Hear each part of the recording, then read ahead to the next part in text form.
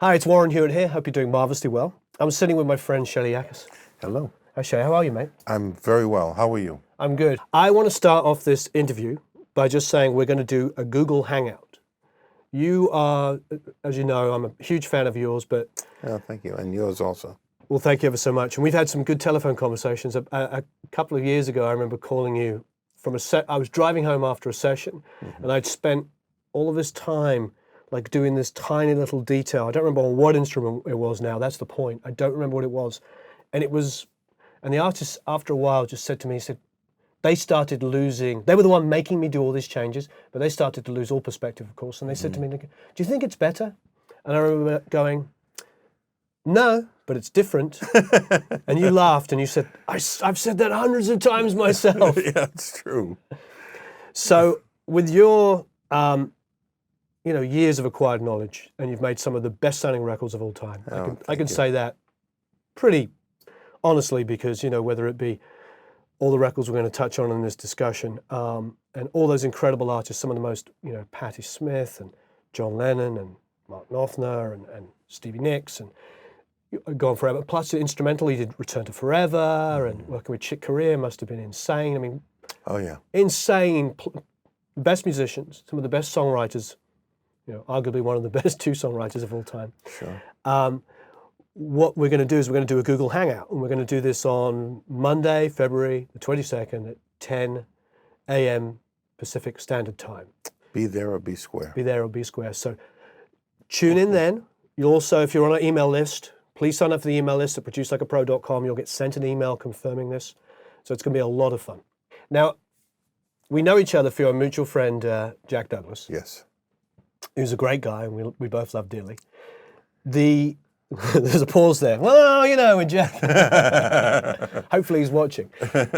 He's a great guy. I'd love to start off because he talks about you and Roy Cicala, like in sort of with, like there's some sort of a halo around you and everything. Oh, that's really nice. And he... I like it. All donations graciously accepted. No, to him it's like, as far as his music education of working in studios, he always talks about you and Roy. He learned most from you guys, and I think also, what was the studio that... A record plant. The record plant. Yeah. And what's the story behind how that was started? Well, record plant started out here in Los Angeles. I was thought it started in New York, so what do I know? With Chris Stone and Gary Kellogren. Right. So they had record plant in New York, and then I think they opened the record plant Sausalito.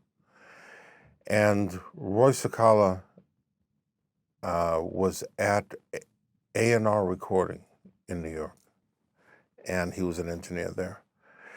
And that's where I met Roy. And Chris Stone, evidently, he and Chris started talking, and Chris said, listen, I want to do something in New York. And so I think it was already there. I think record plant was already started there at that time, and Roy took it over, and then he called me and said, Shelly, why don't you come over here and bring your clients? And I said, Roy, I'd love to come over there with you, and it's just that I'm just getting started here. And he said, all those clients you have, those are the ones I gave you. If you don't come over here with them, I'm going to kill you. So I gave my note. I said, oh yeah, right. I gave my notice and went over to record plant, and then we started doing business and started, hiring people, and Roy was really the owner, and with Chris, and then there was a buyout. So Roy took it over. Oh, he did? Yeah, he took over in New York, but they agreed to keep the name. And then I became vice president of the studio, but I was mixing all the time. I was in the studio mixing and recording all the time, which was great. And we had the greatest staff. Roy was originally a maintenance guy in the studio. Really? So but he wanted to be a mixer and a recording engineer and a producer, and he became one. And he thought because of his background, he thought about recording very differently than everyone else. And I was fortunate enough to learn so much from him. And basically, the rules are there are no rules. And stop reading the books and use your ears. Use your ears. And, you know, I'd be assisting him in those days. And the meter would be on plus 27, you know, the VU music. We're doing a rock band, and you could hear the meter slamming the pin over the music. Imagine how loud that was, and how hard they were hitting. And I'd whisper to him, "Boy, you're hitting, you're beyond +3." He says, "How does it sound?" I said, "Well, it sounds amazing." He said, "Okay, fine, thanks." And then he drew this. He covered the meters up so I couldn't see him, and he drew this thing where the pointers were down at plus 1,000,000 or something like that. But he Jack and so many other people and myself got their start there. Even though my dad had a studio in Boston, and I got the basics there and worked there. But he really was my mentor, you know. Roy, and he was so many other people's mentor, Jack's mentor,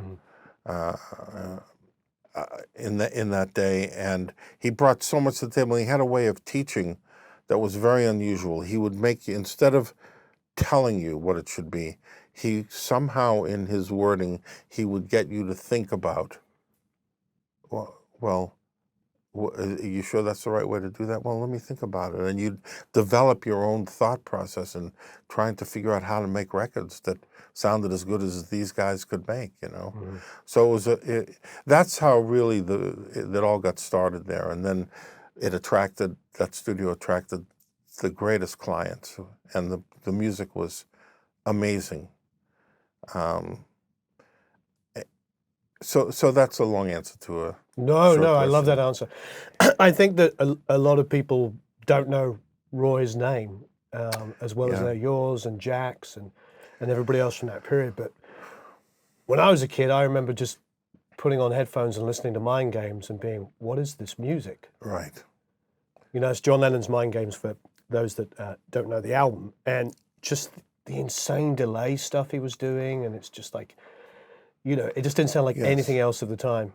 Yeah, and I remember that like I did the tracking on Walls and Bridges, and then Roy mixed all those tracks with John, and then we had to remix them without anybody else around and Roy and I got to remix them together because when Roy was working with John, they were listening really loud, and the mixes were really exciting, but they came out really dull. They thought they had the brightness, but the mixes came out duller than Roy wanted, and it wasn't something you could really easily fix in mastering without over EQing.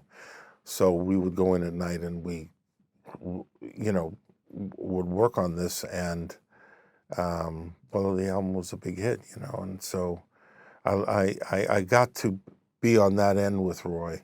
And see, then then Roy said to me, "Well, look, why don't you do? I have an album I have to do for an artist. Why don't you work with John on the next thing he wants to do?" So I started working with John, and it was pretty fabulous. But the stuff that Roy, the way he thought about it, opened so many doors for all of us there, that we weren't afraid to try new and unusual things, you know, to get stuff to sound good. I think for me, that period in the 70s in New York is one of the most creative periods. Oh yeah. You know, and for people who don't know that sort of period there, we're talking obviously Lennon, but we're talking Bruce Springsteen records. I mean, there was so much great stuff that came out of that studio. Yeah. I mean, yeah, Jack would absolutely. say he'd be in one room with Aerosmith, and then he'd walk down the corridor, and Bruce Springsteen was in making, oh God, what record was it? When he was doing Oh well, they were doing Born to Run there. Born on the Run. A lot of Born to Run was done there, and then Bruce did some of his newer stuff right after Born to Run. Whatever the next album was, the next single, they'd work on it there, and Jimmy Iovine got his start there. He was at I think it was A&R first, and then he came over to Record Plant, and he was an assistant, and then, you know, he grew into this really amazing talent, you know. What was the Jack's story about Jimmy missing a punch? Said he kept missing. I don't know that story, but I'm sure it exists. Jack said that he missed the punch like 3 times in a row, and Jax turns to him and says, "What are you doing?" And Jimmy goes, "I was just thinking, this should be the single." Now, of course, That's Jimmy. it's Jimmy. Yeah. Yeah. It's very funny, actually. Yeah. Well, I remember Jimmy did horns on horns and something else as an overdub on one of John's albums. And I remember him saying to me, because he's really young then, and he was a good engineer, but he said to me, "I've never done horns before." He said, would you mind sitting like in the lounge, and if I need you, I'd come out and, you know, ask you a question. Sure, he didn't need me, but he figured out how to get a horn balance and I made a few suggestions. He already had known from other sessions he had assisted on, and he was nervous working. We all were a little nervous working with John because, you know, you have to say to yourself, is he going to figure out I don't know what I'm doing? You know, I mean, he's like worked with the best in the world, and you're always at attention, you know, working with him. But not that he demanded it. He was the sweetest, greatest guy. But anyway. I was working with Jack a couple of months ago, and he came in with this DVD, and somebody, I can't remember the name of the photographer, but there was this guy walking around with a video camera. And you can see a reflection of the video camera, and of course it's like this big, you know, because it's 1979 or 1980 with this huge video camera. Right. And an assistant a few months ago had gone through a closet and found some video cassettes in there that said erase on them. But he put it in, and of course one of them was just a session being filmed. And it was great, but it was like exactly what you're saying. John was just kind of like another guy in the room hanging out, asking questions, being creative. No egos. John just wanted to make great music. However he was portrayed in the press, I never saw that stuff. And I spent a lot of time in the studio with him. We were shoulder to shoulder working on his music. And, you know, it was all about serving the song. It wasn't about, he wasn't making his music for anybody else. He was trying to just serve the song he wrote and make it the best it could be in every way for all the right reasons. And it's just, believe it or not, he was just a regular guy that was unbelievably talented. I believe it. Yeah. So let me be selfish and talk about a couple of albums that you did that I love. Okay. I think the one that crosses over from England to America is probably Damn the Torpedoes. Right. So what would you like to know? Well, the famous story is that Jimmy gets hired as the engineer and turns up with you as the engineer. Tom Petty talks about that. Yes. And Jimmy didn't tell me that he didn't tell them that I was. He said to me, I remember when he and I were in New York, and he plays me Tom Petty and says, "Listen, the word is that this guy is ready to break. He's already done 2 albums. It could happen on the next album. Listen to this and tell me what you think." And he plays it for me, and I said, "Wow, the guy sings great." And we talked about, you know, going out to Los Angeles and working with them. And he doesn't tell me that they don't know I'm coming. So he got hired to be the producer and the engineer, right, probably to work with their people, okay? But he didn't like the sound of their previous records, and it wasn't anything like he and I had been doing together before that point.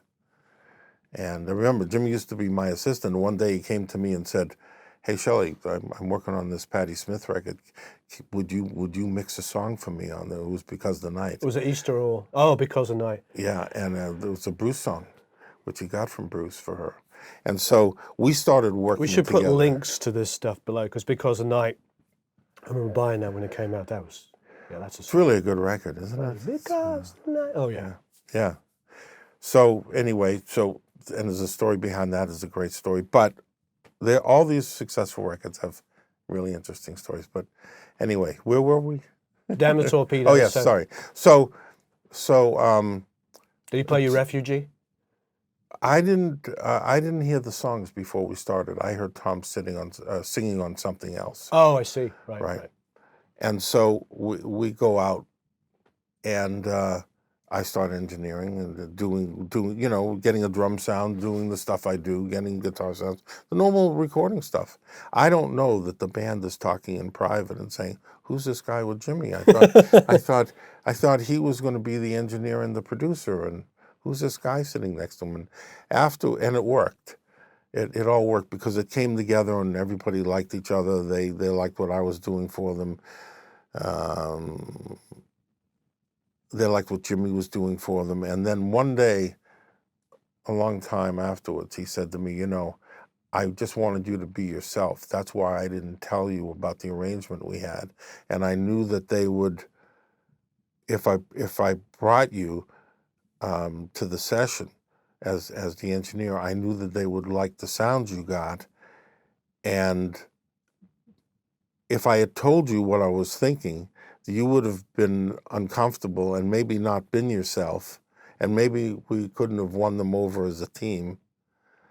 And so it worked. It was pretty funny to hear that afterwards. But it ended up. The whole idea was that we were trying to do the best for the artist, and we did. Oh no, it's a phenomenal record. Yeah. It came out terrific. It's really interesting. The first single, "Don't Do Me Like That," was like the 10th song on a 10-song album, or the 12th song on a 12-song album.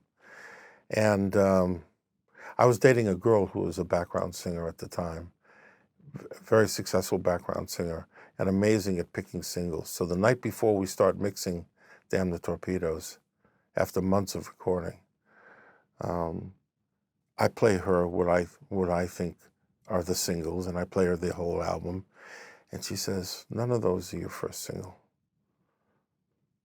Because I'm trying to think of how I would mix, I would go about this and say, all right, if this is a single, then how would I approach it in the mix?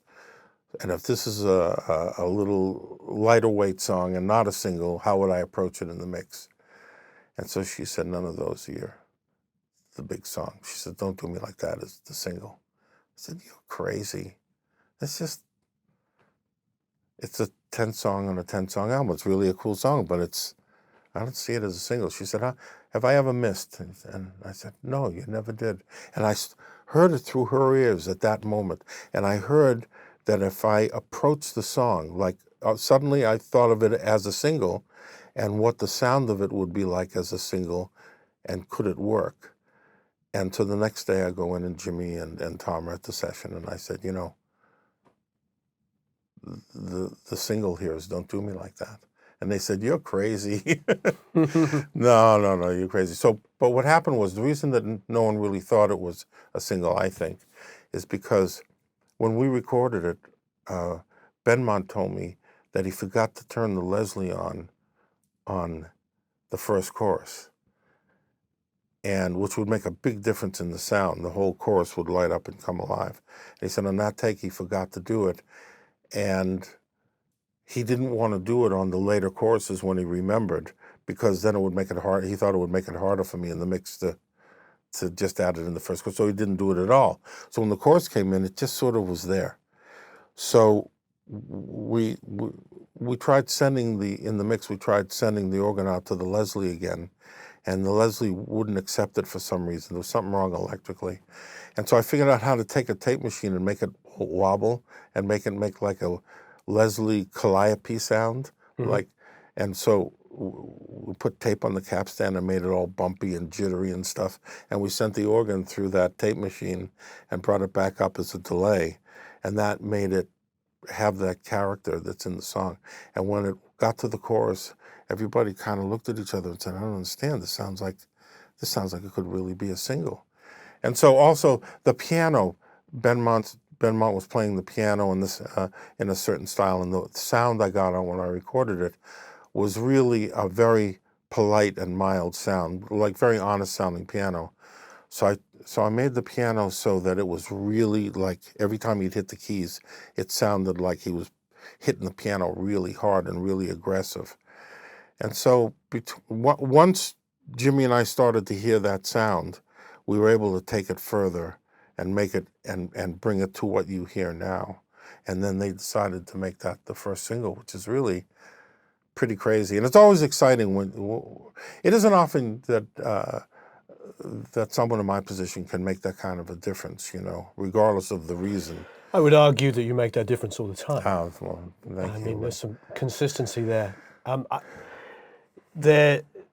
the thing is the lyric, "Don't do me like that." I mean, it's like, Yes. she probably heard that and was like, that could be a radio song as well. I mean, that's smart. She didn't hear the sound of these songs. Yeah. She heard something else that didn't hold her back. Yeah. Really interesting. And So the album after that for me was Making Movies. oh yeah. What would you like to know? Well, I would say my hairs are all standing on end because this is really important to me. Romeo and Juliet is probably one of my favorite songs of all time. Yeah. I mean, for those of you watching this, it's Dire Straits, Making Movies. The song is called Romeo and Juliet. It was a massive hit in England. I think it was top 10 for weeks and weeks and weeks. And it just, at a time in the late 70s and early 80s where everything was starting to become, it was punk rock, but it was becoming a little bit more polished or whatever. And suddenly this song jumps out and it's so honest sounding. It sounds like a guy and he's singing to his love. And anyway, it's a ridiculous song. How did you get the guitar sound on it? Do you remember this stuff? Talk about geeking out. Yeah, I do remember it because it was difficult. Mark doesn't play with a pick, at least on that album. He didn't play with a pick. And we had to figure this out because, in that day, studio time was $2,000 a day just for the studio. Which studio were you in? We did it at Power Station in New York, but then we mixed it at Record Plant in New York. So we're trying to get Mark's sound on the whole album. And because this is the only thing I could figure out, and it was the first time this had ever happened on any guitar I ever recorded, I couldn't capture his sound. Even playing it through, we tried a Marshall head, 100-watt Marshall head, which would take any input into it, And we tried other amps. Everything kind of was like ratty sounding and not like what Mark sounds like. And so we came up with this idea to get a guitar preamp. So we plugged the guitar into the preamp first, and then we put it into the head of the amp, and suddenly his sound appeared. But it took a couple of days of trying to get a sound and trying to figure out. We just couldn't understand why it wasn't what it should be. Right. And that was basically it, is that the intensity, playing with fingers, the intensity coming off that guitar was just too much for the electronics in the head of the amp. Right. And so it would start to overload or start to not go into complete distortion, but it wasn't musical sounding. And here he is, this Mark Knopfler, who's this fabulous player and has this great sound on his own, and he sounds like an imitation. Right. So anyway, going into this preamp, suddenly what we sent to the amp was now a signal, because this preamp, a clear signal, because this preamp could handle that. Do you remember what preamp it was? Yeah, it was it was a Furman, but it was the one that was this ugly green color with red knobs. And they're still around. And they really can take those spikes that come off guitars and stuff, and they can take a hit. And then you just got to get the level structure right so that you hit the head of the amp you want the audio to come out of, so that you're not overdriving it, but you get it right, and you can turn the amp up to whatever volume you want. And now you have this big, powerful, clean sound. Even if it's distorted, it's clean. It presents it in a way that when you record it, now you got something. But in Romeo and Juliet, in the middles, in the breakdown section, when he goes to just this, yeah, exactly. I was thinking of singing that, but I wasn't going to. I'm glad you did. So yeah, So when we were recording it, I was like horrified because all of a sudden it came to that section, and all the takes before, he was playing harder in that section. Mm-hmm. And the take that became the take, he just touches the string, and I turn around to look at the tape machine, and it's at -20.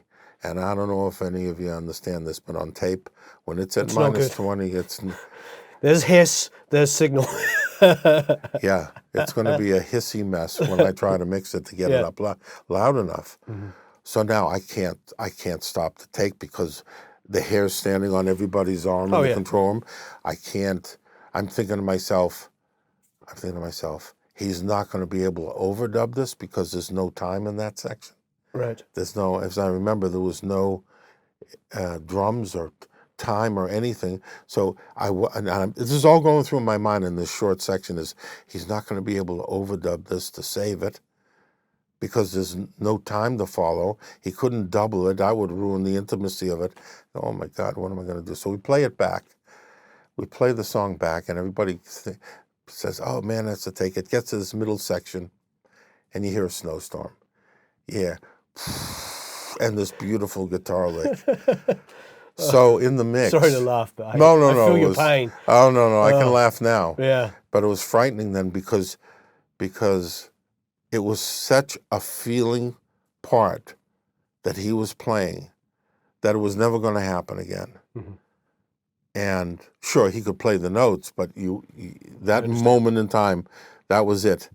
And so in the mix, I had to figure out how to get the volume of the guitar up and overcome the hiss. And I did. It just took a while, and we got it to stand out, and it is what you hear today on the album. Right. Yeah, it's very cool. So what is that? Is that a dobro going through an amp, the main part? What is the main... all the picking part? I don't remember what he played. He played...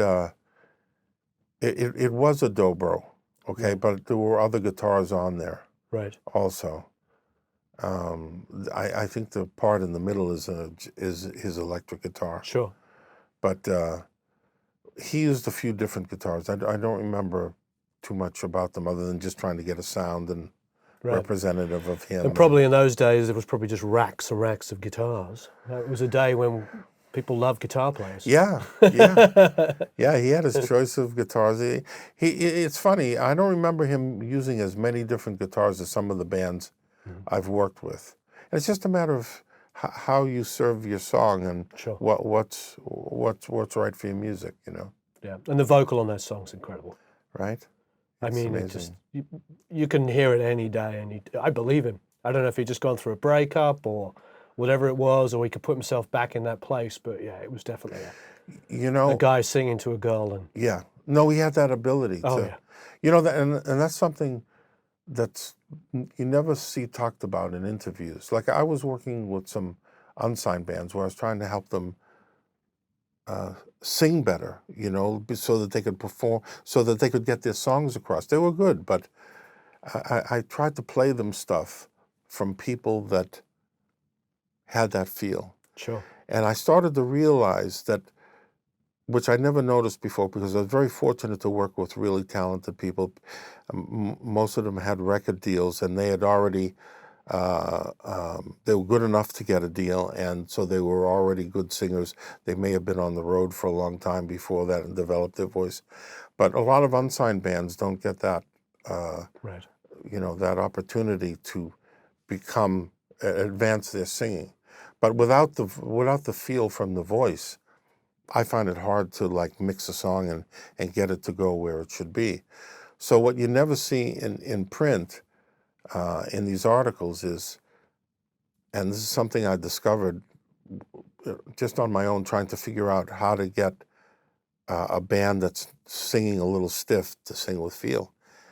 The people that sing with feel, like Mark Knopfler and other people I've worked with, and all the other greats that I haven't worked with, they go to another place. They'll walk up to the mic and they go to another place. You never see it talked about, but they're not in the current place. They're not here. They're somewhere else. They don't even know that their feet are touching the ground. When they're singing that song, when it's over, they're back with you, but they go to another place to perform that song, whether it's the place that was in their head when they wrote it, or they just have this natural ability to tune out the world and tune out everything and all the roadblocks and all the emotional stuff, and just go to this place. And it's different for everyone, and they sing that song. And then I started to realize that when I go to a concert, that entertainer could never entertain the audience if they were in the here and now. I mean, the audience is there. They're thinking about their bills. They're thinking about the fight they had with their girlfriend or boyfriend. They're thinking about life. Well, if the performer can go to that place, they can take that audience to that place away. It's like eating ice cream. You can only think of that ice cream cone you can't think of anything else. And if you can do that as a singer and get the person to the listener to take them over in your song, then it's, I've seen a lot of ways. It made me think of something. We were working in the studio in Philadelphia, and I was working with a co-producer, and he was trying to get a vocal out of a guy, an unsigned artist, on this song, and the guy just was thinking about it too much. All of a sudden, everything is stiff. It's not. It's all in time and in tune. But Yeah, there's it's no all feel. perfect, but it's not great, Yeah. and there's no feel. Yeah. So this guy who was very good at getting vocals out of singers, the performance out of singers, he couldn't get it. So I said, listen, I'm going to go across the street and just grab a sandwich at the deli. I'll pick you up something. When I come back, before I enter the control room, I hear this amazing vocal coming from this guy.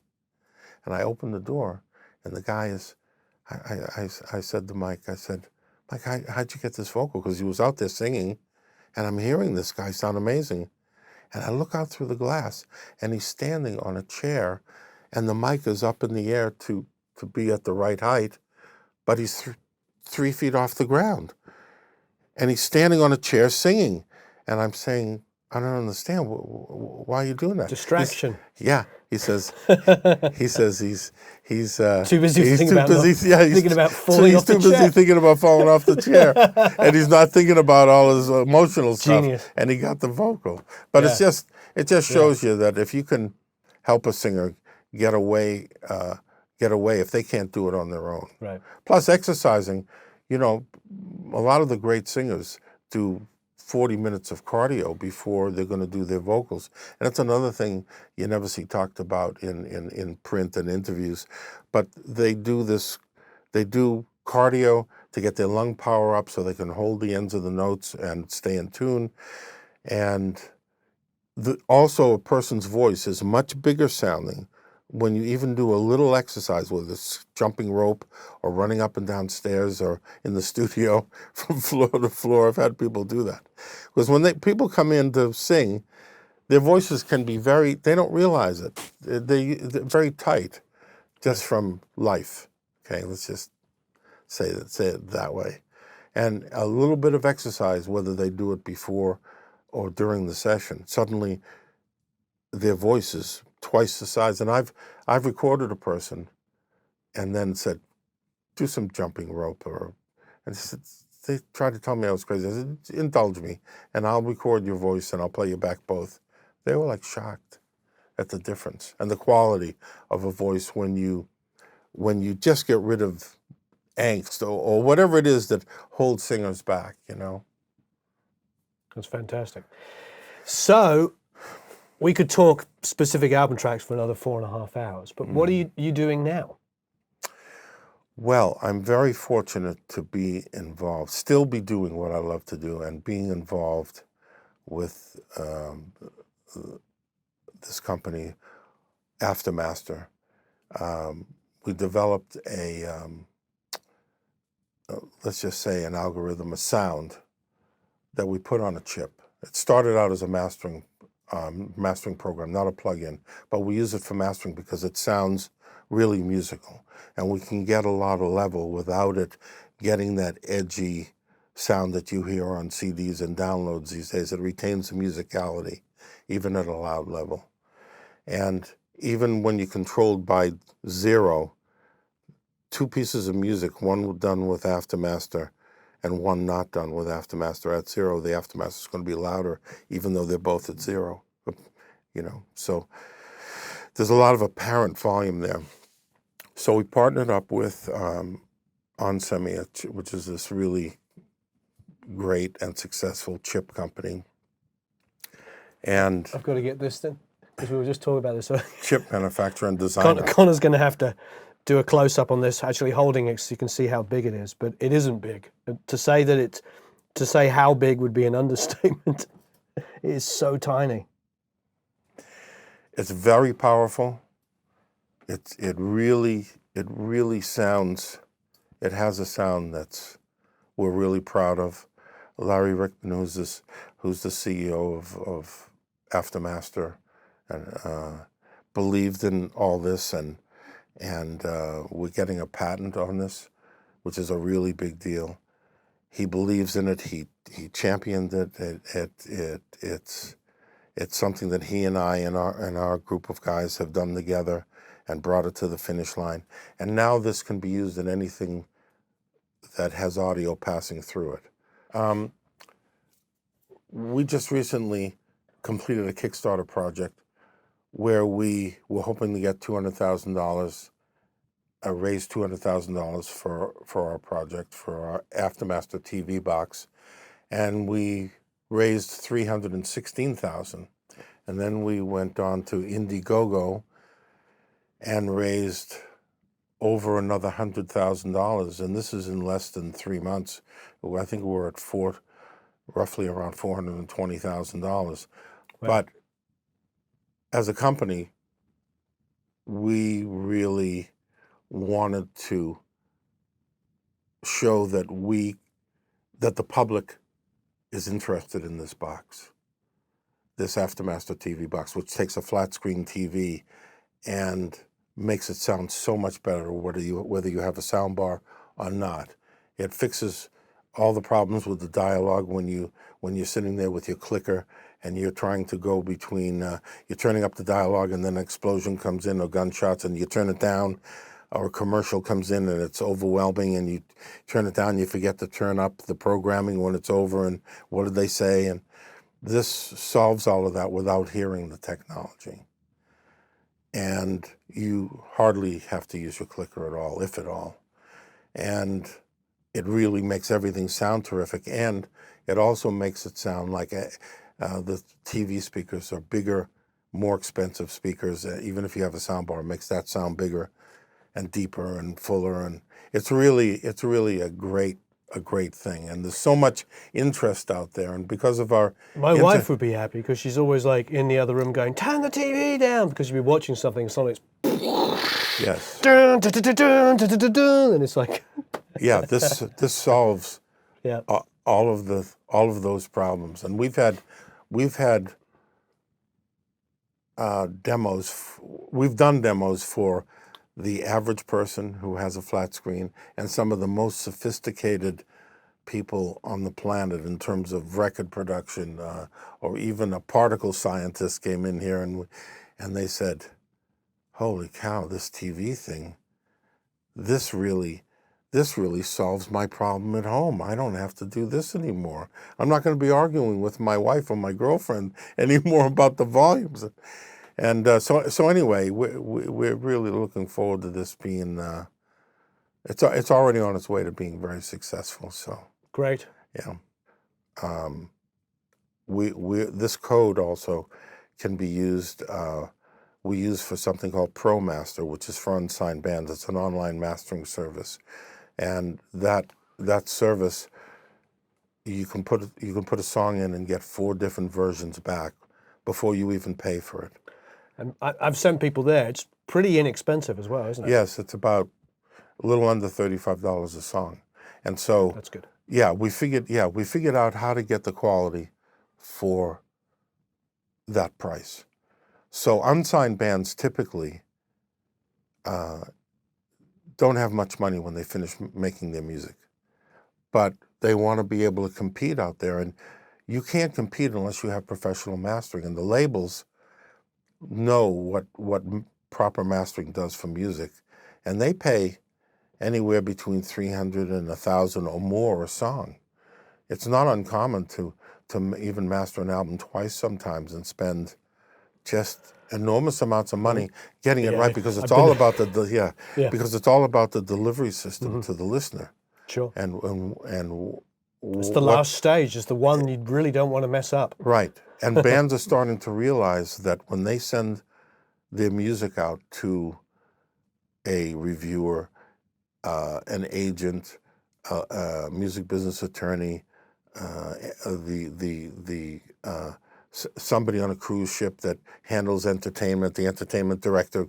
If you're looking for work, a club owner, what they heard just before they put on your CD is something that was mastered. I can guarantee it. So when they put on your stuff, if it's not mastered, if it's unmastered or even mastered poorly, it's going to be quiet compared to what they just heard.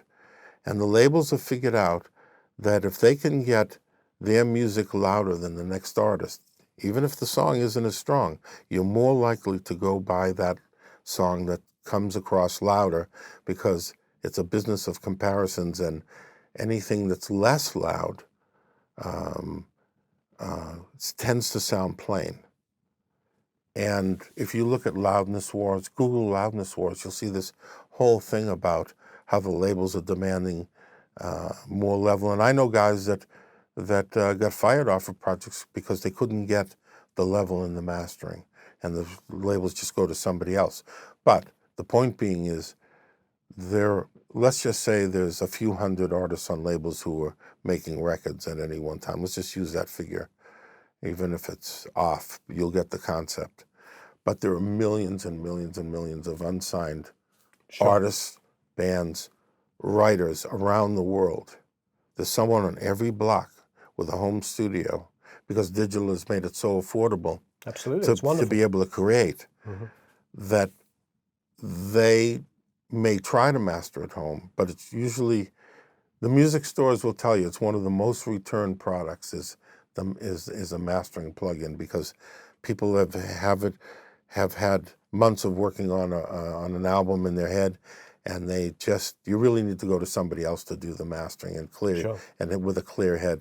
So people who try to do it, who have been in the middle of an album, have trouble, because these mastering programs have a lot of choices, and it's pretty sophisticated for all the right reasons, but people get frustrated with them. So this online, it started as Aftermaster, which is what we do for record labels. And we charge a lot more money than ProMaster. And we use that same technology to do this online service for ProMaster, where you get the 4 versions back, which is about 90 seconds of the song. And this is before you pay. You haven't paid a penny. So if you like a version that you hear, you click on it, you can pay for it, you get that. You get those versions, and you can keep submitting songs. And it's very affordable. So now the point is, you can compete with the big boys. Your level and your quality is going to be there. No, I love that. I love that because it's affordable. Yes. That's what I love. It's affordable. It's good quality, but it's affordable. Absolutely. Absolutely. And now there's no reason to not master. Right. Yeah, and also within an album, you've got an album and you've got 10 or 12 songs, and you may have all kinds of different levels. So to have the ability to present an album with equal volume, so it's not jumping in and out, and sonically, obviously, so they maintain the same kind of characteristics from one song to another. You know, one of the built-in problems with what we're talking about, this level wars stuff, volume wars, locally here in Los Angeles, Amoeba may be the only store left where you can go in and it's like a warehouse inside. You can pretty much find any CD that or vinyl album that you want. But if you were to take 10 CDs, and this is my favorite example, take 10 CDs, they all have this very much the same sound. There may be an exception here or there, but they all have this edginess from the level being pushed so far. Sure. They all sound like they were done through the same console. Once that starts to happen, the personality goes away. So all the bands, they start having a similar personality, where it's this one sound that sounds like the same engineer and producer did it. I'll show the music changes, the melodies are different, the genres are different, but the sound is still this borders on fingernails on a chalkboard. And that's Sure. because of all this excessive level. So, you know, our technology was a solution to that. And I think going forward now, people are getting more aware of that. People who like music and listen to music and buy music, they want it to sound comfortable to them. And mostly, if you ask somebody what they play on their CD player or their radio or I realize CDs are going out, but it's just a reference that I use. But whether it's a download off of iTunes, whether it's, you know, a streaming service, or what you have on your player at home, people tend to have put the same half a dozen CDs in their player at home, or half a dozen songs, and keep playing those songs because there's something about them that's not only comfortable to listen to, but they, you know, obviously they like the music and the group and the songs and all that stuff. But you'll always find that those albums and that music is very comfortable to listen to. I've never had anybody tell me, oh yeah, I got these things I play all the time at home, and you never even hear that one or two of them are nasty sounding, because people don't gravitate towards that, but they're Sure. forced to listen to it the way music is being done these days. Yeah, and we live in a world now where there's so much incredible music that has been created. As a kid, even if you get into whatever modern artist it is, I'm sure you did the same thing. You go back and you find out where they came from, and then you discover all these incredible artists of the past. And yeah, you start putting on records by Lennon or Tom Petty or Dire Straits. I hope people that don't know go out and buy making music, or at least stream it on Spotify, because it's a masterpiece. And Can I tell you my theory? It's very interesting Please. that you brought that up. I have this crazy theory. It's just my theory. Wrong or right, I'm going for Hey, it no, now. go for it. Let's hear In it. front of God and everybody. The artists that I was fortunate enough to work with, and you were fortunate enough to work with, those artists had their heroes. Sure. Whether it was the most obscure kind of music, whether it was the most obscure artist, but it was always something that inspired them. And now modern bands have their heroes, but they don't take the time to go back to see who their heroes were. Right. So to me, it starts to get a little watered down, because they're not going back to the source and the original people who inspired their heroes. There's a theory do you know the writer Charlie Gillett? He wrote a book called The Sound of the City. Yeah. Great book, and he talks about the Philadelphia sound, the Detroit sound, New York, goes to all the cities, Chicago, and talks about the history of the bands. And his theory, and I don't want to offend any rock fans, but this is his theory. He says that Led Zeppelin and Black Sabbath and John Mayall all listened to blues to create the first rock. And then Aerosmith listened to Led Zeppelin. And then Motley Crue listened to Aerosmith. You get where I'm going. Yes. Without being... And so it becomes the way he described heavy rock up through like the 80s was it became incestuous, as it was only listening to itself. But what was so unique about, say, the Jeff Beck first album, Truth, or John Mayall and the Blues Breakers, or Black Sabbath first album, or Zeppelin's first albums, they all listened to blues to create that music. So they got right to the source, and the purity.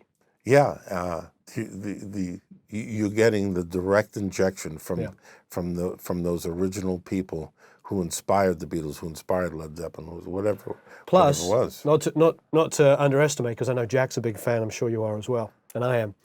Is Chuck Berry. In England, Chuck Berry was so important. Yeah. It's like, listen to any Keith Richards guitar solo. It's Chuck Berry. Really? Oh yeah, I'll just have the to check that out. no, and then the Hail Hail Rock and Roll movie with him and Chuck. I mean, there's no accident he did that. I mean, Chuck Berry was such a massive influence on the British, English guitar players in the '60s. See, it was interesting. Growing up in Boston, my dad had a studio, and I would hear Boston stations. And those stations, I didn't realize it, but when I would go, they had a certain sound. And when I would go to the record store to buy a 45, and I would play it, I'd say, wow, this sounds plain compared to what I heard on the radio. I was just a young buck then. I didn't understand. I was learning. But what the radio was doing was they had this excessive amount of compression and limiting, so heavy that when a DJ took a breath, it was as loud as the music. Yeah, I remember. And he'd say the next word, and so... And the ducking. Yes, and the ducking was hilarious. You go, dun, dun, dun, no, no, no, no, no, dun, dun. Yeah. And so that pumping and movement gave the music an excitement. Now, conversely, on the West Coast, everything sounded like hi-fi, even if it was AM. So in other words, there wasn't that excessive limiting. Everything sounded in Los Angeles and the West Coast areas very natural.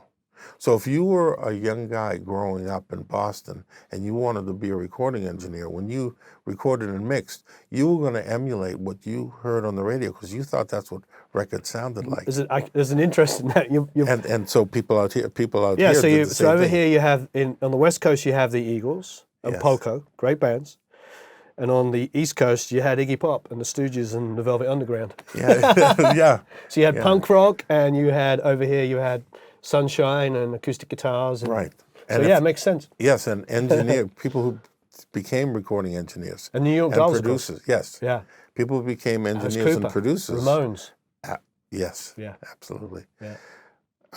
If you worked on those records in the future because you grew up with these sounds, your approach would be different depending on which coast you were on. And when they swapped guys for different coasts, that really became interesting. A producer from the East Coast going to Los Angeles to make a record with a band that wasn't ready for this guy. Right. That's a fantastic theory because I think it makes perfect sense. Because we forget in the internet age, we forget that nowadays, if there's some new band or old band that I missed or whatever, I can put it into Google. Within 10 seconds, I'm listening to a track of that artist. When we were kids, you'd get a record and you'd scour the back and you'd go, for me, it was like, who's Glyn Johns? Yeah. And then I'd go to a record store and go through things and go, oh, Glyn Johns did this record and this record and this record. So I'd be like, I can afford that one. So I'd go home and I'd put on a record, I'd hear a sound and be like, oh, that's Glyn Johns. And, I'd search out stuff. I got obsessional about it, which leads us to what we were talking about earlier about where we are now with records, because most stuff is streaming. Most stuff, if it is bought, it's downloaded.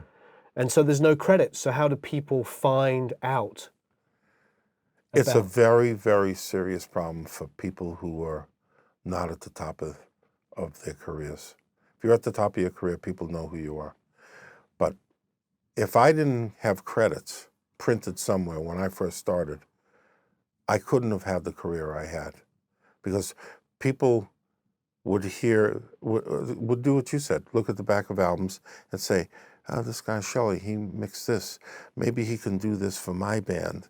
I like what he did here. I think he can do this for my band, and so on. They did it with everyone who made some good sounding music. Well, now where are the credits? You can go to AllMusic, but they only evidently print credits that are already on a CD. If you were to do something that turned out to be just a download, whether you're an independent artist, and I think this is true for the labels, if it's just a download, there are no credits. Now, possibly you could get credited for a record label, a record label download, because they can prove who the credits are.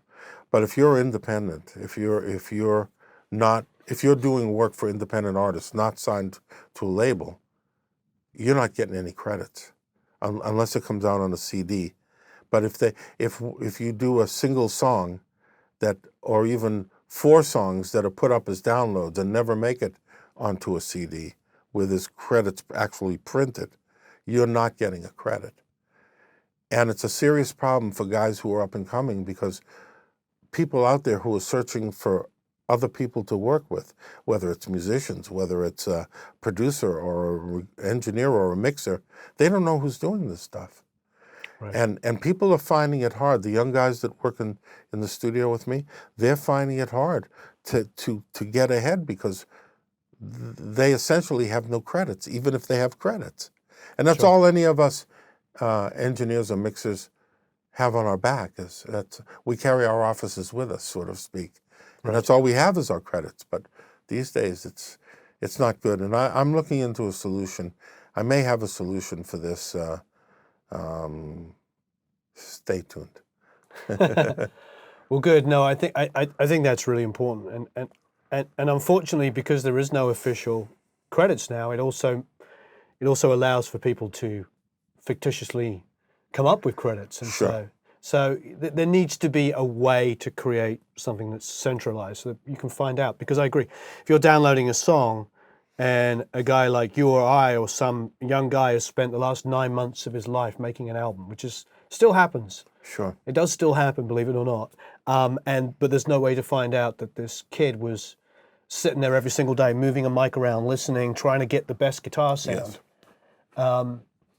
You know, it's and especially in the internet world now, where it's easy to make a big splash with there's a big web page and something, but there's some kid that spent 9 months doing it, and then somebody else is taking credit for it. It's unfortunate. And it happens all the time. Yeah. And I think it's important that we give credit where credit is due. For sure. And you're right, that's how you build careers. Yeah, how else would anybody know that you were responsible for what they're hearing? Yeah. Yeah, absolutely. Or what they like, or even what they don't like. Or even what they don't like. Yeah. Who's to blame? That Warren guy is to blame for that terrible album. Put his credit on the shrink wrap. Yeah. Gone. Well, we're going to do a Google Hangout. Yes, I'm ready. This will be fun. And it's going to be 10 a.m. Pacific Standard Time. I had to remember what PST stood for. Yes. Which will be 8 in England, 9 in continental Europe, and I don't know what time in Australia and New Zealand. I'm sorry. So we're going to do that at 10 a.m. on February the 22nd. Mm-hmm. That's correct, isn't it, Connor? Yep. Which is a Monday. And the reason why we're going to do it is because I want people to be able to tap your vast knowledge. And to be honest, you could say I started to touch the surface and ask you about how you recorded the guitar sound on this or the whatever. For me personally, I could sit here and tap your brain for like 20 hours. I mean, I'd enjoy it, actually. I have a lot to pass on. I know, and I think that's fantastic. And so we're going to do the Google Hangout. I think it can be about anything, but what I personally would like it to be about is production stuff, like how you record. And I think in particular, like most people have maybe a 57, a condenser, a couple of pieces of equipment. Because you have such a massive, and I like to use this word, acquired knowledge over the years, that you've been in situations where you have Fairchilds and Neves and this compressor, and then you've also been in situations where you have one mic pre and one dynamic mic, and you just think, well, now I've got to find the exact place to put it or whatever. So I think that's that kind of information, I think, is what I'd love to garner from you. I think, and I'd love to talk about it, because I think we can show your viewers and listeners how to take even the least expensive equipment and make it sound like it's very expensive, and make in terms of your instrument that you're recording or your voice you're recording, the quality will be so much better when we show you how to make these changes. And they're inexpensive changes, and if you have really great equipment, that equipment will sound even better. Wonderful. Shelly, thank you ever so much. Oh, thank you. Thanks for the opportunity. Oh, please, I could talk to you for hours and hours and hours, and I'm just scratching the surface. Me too. Last night, I put on Romeo and Juliet, and all my hair stood up on end, and I remembered the experience of hearing that for the first time, and the fact it was on Radio 1, like non-stop in England. It's just, that song just, that dobro just jumped out, and the vocal and everything about that song. So when that piano came back in after that, that section was Roy Bittan playing that. It was? Yeah, playing that from Bruce's band, and he played that started playing that and took it over. And it was Is Roy just, still oh my around? God. Oh yeah. I'd love I think to they're all interview him. going on tour now. Well, you know, Pretty soon. I know we're going off on a tangent, but Roy is also the piano player on Ashes to Ashes, on Scary Monsters by David Bowie, which is one of my favorite pieces of production ever. Man. He's got such great feel. It's interesting because I'll say this really quickly. A lot of those great English records, and I say English bands, British bands, but mainly English bands that I grew up worshipping, went to New York to record. Isn't that interesting? Yeah, because Scary Monsters was done, was it Record Plant or Power Station? Oh, it's blanking. But anyway, he flew to America to make that record and is using, as English as that record sounds, and as progressive as the production was for the time and how it pretty much defined the 80s, that album, it was using guys like Roy, who was Bruce Springsteen's piano player. Yeah. They bring so much to the session. Yeah. Guys like Benmont. Yeah. I worked with Benmont on the Thrills album with Dave Side. They just add so much. Oh yeah, that guy knows the drawbars. Doesn't he? He just holds the chord down and says, Oh no, they're just, not only are they really fabulous people, but they speak through their instruments, so to say. Well, thank you ever so much. As usual, please subscribe.